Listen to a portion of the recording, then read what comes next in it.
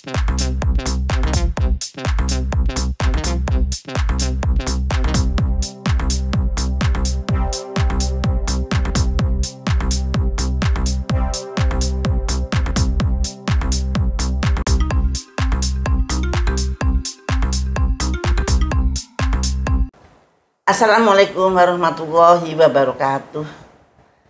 Apa kabar sahabat Siti Fadilah dimanapun Anda berada? Mudah-mudahan Anda dalam keadaan baik-baik saja dan sehat jasmani maupun rohani. Saat ini saya kira kita bersama-sama merasa kedukaan yang mendalam atas musibah yang melanda saudara-saudara kita di Cianjur. Walaupun kita sudah sering sekali mendengar ramalan atau prediction dari BMKG, namun kita selalu menganggap itu kan cuma ramalan, itu cuma ini. Padahal mereka mengumumkan itu bukan ramalan sebetulnya, tetapi hasil kajian ilmiah. Jadi seharusnya kalau BMKG mengatakan sesuatu, itu seharusnya pemerintah maupun masyarakat itu bersiap-siap untuk menyambut itu. Nah sekarang kalau nggak salah saya dulu juga pernah mendengar bahwa daerah Cianjur, Pangandaran, Sukabumi itu ada daerah-daerah rawan di mana kan terjadi gempa dan bahkan tsunami. Nah tiba-tiba gempa itu datang tanpa ngomong-ngomong, tanpa nggak ada hujan, nggak ada angin, tiba-tiba gempa itu hadir dengan 5,6 skala Richter. Dan apa yang terjadi, saya pun merasakan di kamar saya di Jakarta, itu pun bisa merasakan. Adik saya di Solo bisa merasakan. Padahal hanya 5,6 skala Richter. Dan tapi kita semua di Jakarta juga banyak yang bisa merasakan. Artinya bukan kaleng-kaleng ini, bukan abal-abal ini yang namanya gempa. Dan saya kira kita semua tidak boleh menganggap bencana gempa yang sudah bisa diprediksi ini menjadi sesuatu yang lewat dari kuping kiri ke kuping kanan. Oke, sore hari ini saya ingin berbincang-bincang tentang pengalaman saya mengatasi gempa. Ingat pada waktu saya menjadi Menteri Kesehatan itu dipenuhi dengan bencana gempa, dan alhamdulillah kami mendapatkan penghargaan-penghargaan yang sangat signifikan dari WHO maupun dari PBB karena kecepatan kita menanggapi gempa itu dimanapun berada. Jadi saya waktu itu kira-kira 5 atau 6 gempa besar itu dalam berurutan begitu. Dan insya Allah pada waktu itu semuanya cepat sekali teratasi. Dan mudah-mudahan pengalaman saya ini bisa menjadi inspirasi bagi petugas-petugas yang sekarang sedang bekerja. Sore ini tamu saya seperti biasa Pak Webi yang membawa berita dari daerah gempa. Ya. Apa kabar Pak Webi? Baik Bu, Ibu sehat? Insya Allah. Ya, puji Tuhan. Terima kasih Bu. Menanggapi gempa yang terakhir yang terjadi kemarin hari Senin tanggal 21 kemarin Bu. Laporan dari kawan-kawan yang ada di lokasi, baik itu di Cianjur maupun di daerah sekitarnya. Pertama yang petugas yang ada di sana itu adalah TNI dan polisi yang berusaha untuk menolong masyarakat yang tertimpa bangunan. Kemudian kedua, sampai hari ini jumlah korban sudah 162 yang meninggal dari 700 dan 700 korban yang masih luka-luka. Kalau dilihat sementara ini adalah penanganan yang terpenting adalah soal kesehatan Bu, karena sampai sekarang ini penanganan kesehatannya juga keteteran kalau menurut kawan-kawan di sana, karena pasien-pasien itu ada di rumah sakit yang juga sudah kelimpungan karena udah penuh. Puskesmas juga demikian, bahkan masih ada yang di jalan-jalan, di luar rumah sakit. Menurut Ibu, kira-kira kalau dalam keadaan seperti sekarang ini, apa yang terpenting dilakukan oleh sektor kesehatan, Bu? Pada keadaan bencana, apakah itu yang melakukan BNPB, apakah itu yang melakukan siapapun, parameter yang harus dipegang adalah kematian pasca bencana. Kematian pasca bencana itu adalah orang-orang yang meninggal ketika bencana itu berlangsung, dia terluka-luka tapi belum meninggal. Nah kemudian contoh yang luka-luka ini yang sakit-sakit ini pada meninggal. Lah parameter ini yang menentukan penanganan Anda baik apa tidak. Ini secara internasional loh, bukan secara ini. Jadi setiap bencana yang kita hadapi itu yang kita hitung adalah kematian pasca bencana. Misalkan tsunami, kematian pasca tsunami ternyata sangat minim, sangat semua seluruh dunia sangat heran, kagum-kagum melihat kecepatan kita. Dan kemudian pada waktu di Jogja, gempa di Jogja juga ada puluhan ribu yang patah tulang, dan itu membutuhkan penyambungan tulang dimanapun mereka berada, tidak bisa digotong-gotong kemana-mana. Nah, maka saya sempat membuat kamar bedah 14 biji dalam 2 atau 3 hari. Dan ini mendapat penghargaan dari PBB. Dan ini semua orang sangat heran. Orang-orang asing yang mau membantu terperangah lihat kecepatan tenaga-tenaga kesehatan kita mengerjakan itu. Operasi itu bisa ratusan sampai nembus angka muri lah. Bisa membetulkan patah-patah tulang itu dalam sekian ini. Karena yang patah tulang itu puluhan ribu. Puluhan ribu ada waktu itu saya sudah putus asa. Tapi bisa nggak kita bikin kamar bedah?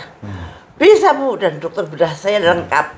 Apakah itu dari Makassar, apakah itu dari Medan, apakah itu dari Padang, Palembang, Semarang, Jogja, Jakarta, Surabaya, semua kumpul di sana.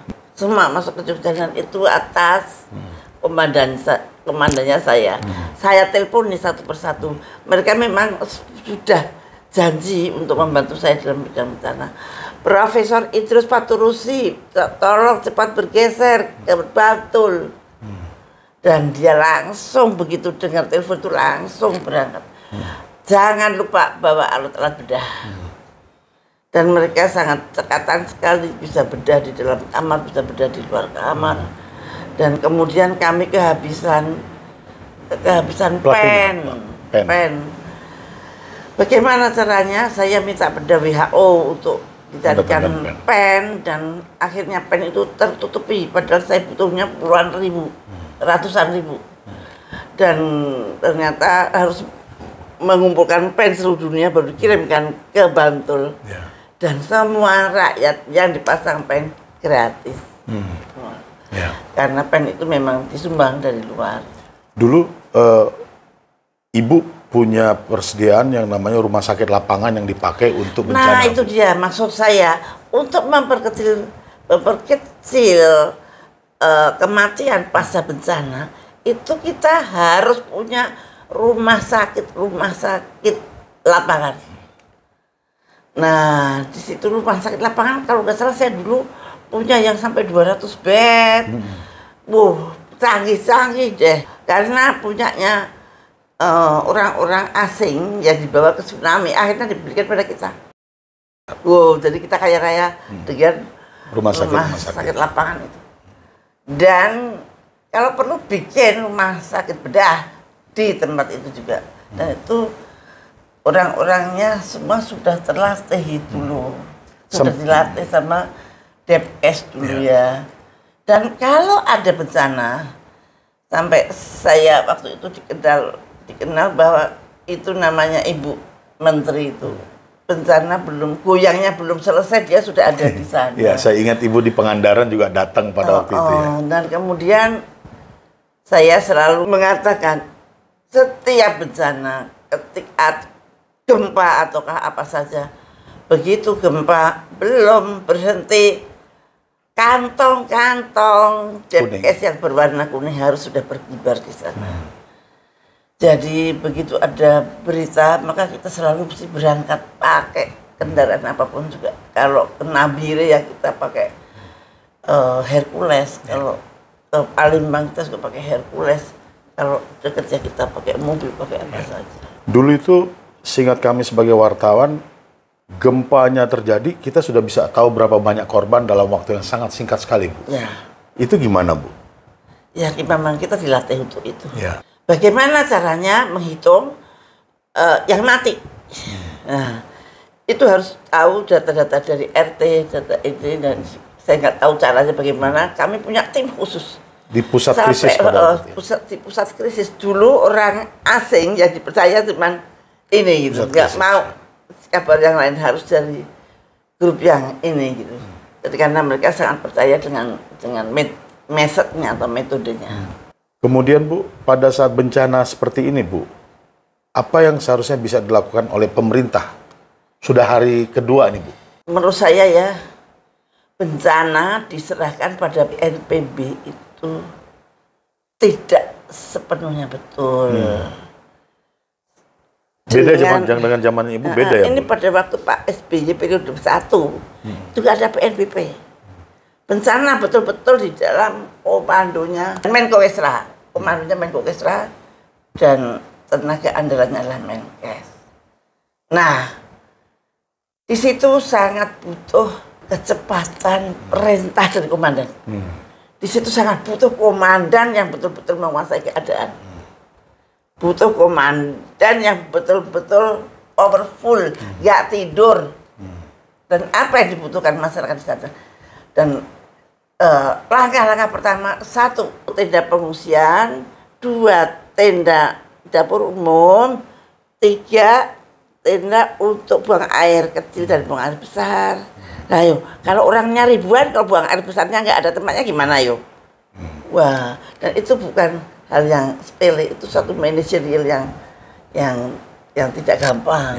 Dan mudah-mudahan sekarang TNI yang involve itu yang harus dikerjakan.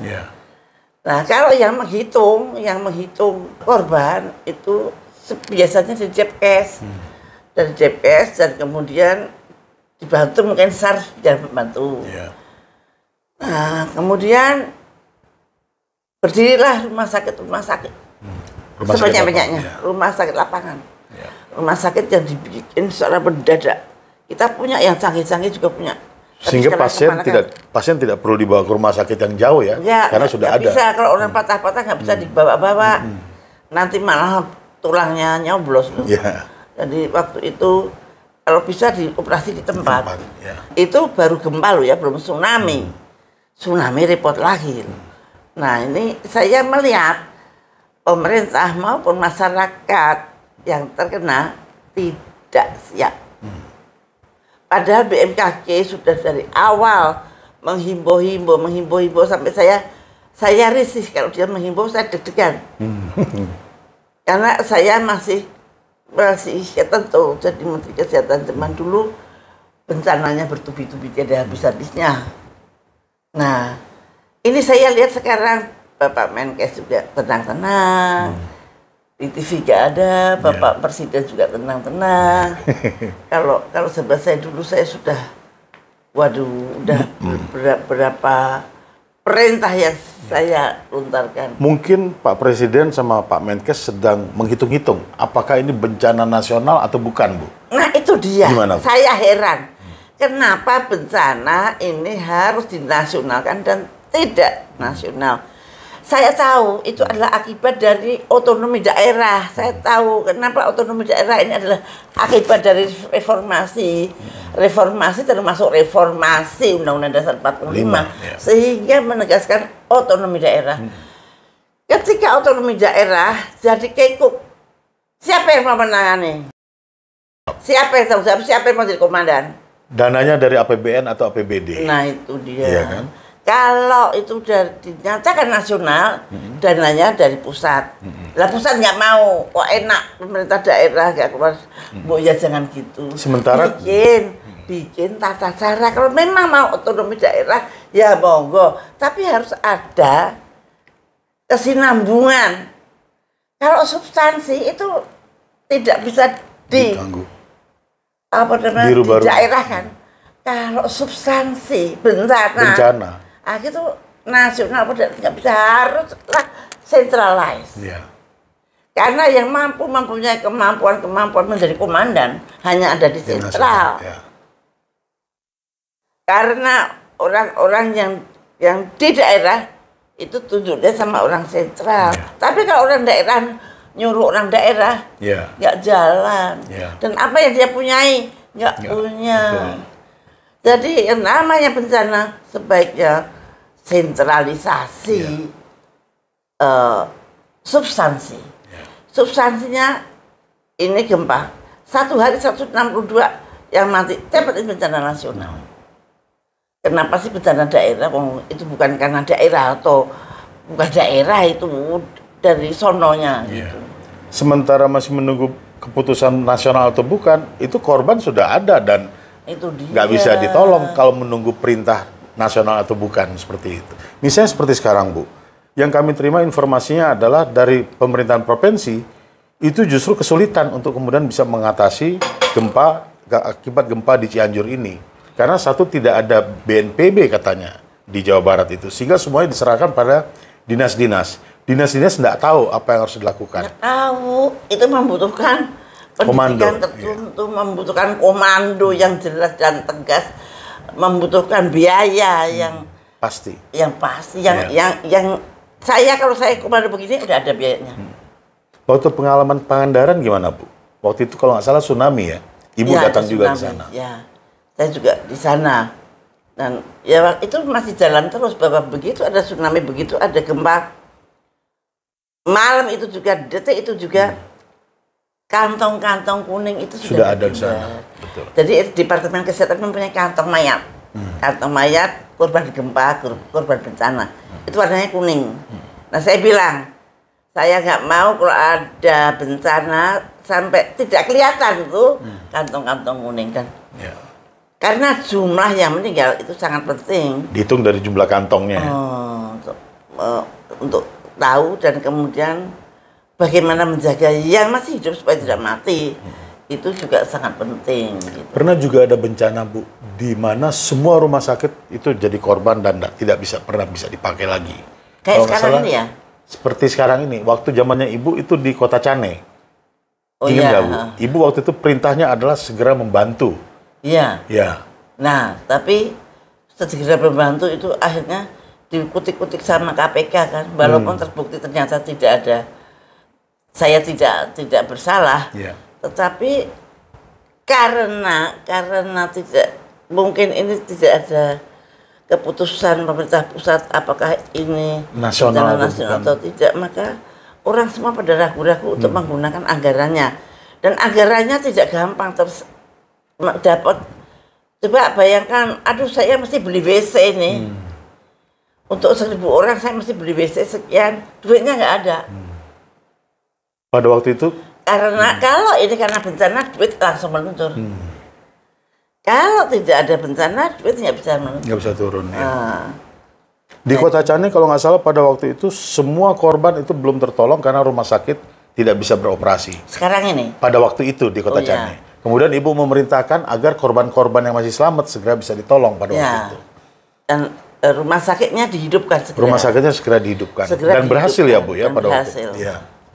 Jadi, artinya dengan tindakan yang darurat bisa segera menolong korban-korban bencana. Iya. Ya ini yang mesti harus diingat-ingat oleh Menteri Kesehatan, bahwa bencana itu tanggung jawab, ada tanggung jawabnya Menteri juga gitu. Bukan hanya vaksin aja, tapi tolong dong Pak Budi, Anda itu komandan untuk menjaga kesehatan rakyat kita yang terkena gempa, terkena bencana tsunami, dan Anda harus mempunyai sistem. Kalau barangkali sistem pada waktu saya masih ada loh, itu bisa diperbaiki kalau memang kurang sesuai atau diperbarui. Tapi prinsipnya bahwa Departemen Kesehatan atau Kemenkes itu adalah garda paling depan bila ada bencana. Ya. Apakah itu bencana gempa, apakah itu bencana tsunami, sudah tidak ada kata-kata lain lagi. Karena nyawa urusannya. Jadi satu segera bisa tahu jumlahnya yang mati berapa, harus segera tahu seberapa yang harus ditolong dan bagaimana saya menolong. Nah itu harus dalam waktu detik, menit, dan jam, nggak boleh hari. Nah, tapi saya melihat ini saya sedih banget, rasanya lambat banget, pemerintah lambat banget, komandan tidak ada. Ini bencana tanpa komandan. Resikonya di masyarakat jadinya, Ibu. Risikonya di rakyat. Iya. Ya, mati-mati baik. Seharusnya bagaimana? Gimana seharusnya, Bu? Kalau kita ini sudah dideklar oleh BMKG bahwa negara kita ini adalah negara yang terletak di dalam Ring of Fire. Ring of Fire, tempat-tempat yang berbahaya untuk bencana. Maka siapkan rakyat untuk menghadapi bencana. Saya punya program RT Siaga, Desa Siaga, di mana kita memandirikan rakyat untuk mengatasi masalah yang ada pada waktu bencana. Itu harus bagaimana? Yeah. Itu kita didik dari keluarga per keluarga. Yeah. Dari RT ke RT. Yeah. Di mana RT itu ada forum desanya. Yeah. Kita ajari secara saintifik maupun secara ilmu lapangan. Bagaimana kalau ada sesuatu dan mereka harus menolong dirinya sendiri. Nah ini kok nggak ada. Padahal sudah digembar-gemborkan bahwa akan ada gempa. Nah dulu saya juga punya pasukan anak-anak muda yang saya latih bagaimana menolong kalau ada gempa. Pesantren-pesantren saya latih bagaimana mereka bisa menyelamatkan dirinya dan menolong lingkungannya. Nah, itu semua ada programnya begitu. Itu mempersiapkan rakyatnya. Pemerintahnya mempersiapkan, kita harus mempersiapkan satu pusat-pusat. Anytime, pusat mana yang harus saya gerakkan? Ya. Ada 9 pusat krisis kalau nggak salah waktu itu. Dan pada waktu Padang, saya menggerakkan dari Medan, dari Makassar, dari Semarang, dan dari Palembang. Nggak susah. Nggak nyampe 3 hari, nggak nyampe sehari, mereka udah standby di sana dengan alat-alat bedahnya. Dan itu yang sangat berbeda dengan sekarang. Bahwa yang punya gawe ketika ada gempa maupun tsunami itu adalah Menteri Kesehatan. Yang tersisa dan Menko-nya Pak Ical, Menko Kesra. Saya beruntung punya Menko kayak Pak Ical. Jadi kalau butuh helikopter. Dia punya. Butuh kapal terbang, dia punya. Saya kagum dengan beliau tuh kalau menyumbang ketika bencana itu nggak hitungan. Dia kerahkan helikopter 6 biji. Dengan enaknya saja gitu, nggak usah anggaran dari mana punya dia. Nah itu hal yang sangat luar biasa yang saya lihat sendiri. Kalau saya ingat waktu itu Ibu punya pusat krisis, Ibu punya Dasi Pena, Ibu punya DKR dan desa-desa siaga, ya kan? Yang seharusnya sekarang ini kalau tetap masih bisa dioperasikan itu bisa mengatasi masalah-masalah kebencanaan ya Bu ya. Karena Kemenkes itu merasa itu tugas PNBP. Padahal PNBP dia akan bergerak kalau ini bencana nasional. Padahal sampai detik sekarang belum ada yang menentukan bencana ini nasional apa bukan. Sementara jadi semuanya tidak bisa bergerak. Kemenkes itu kaya raya itu punya untuk nolongin orang-orang yang kena gempa. Terus orang-orangnya juga udah pinter-pinter di pusat krisis itu orangnya pinter-pinter.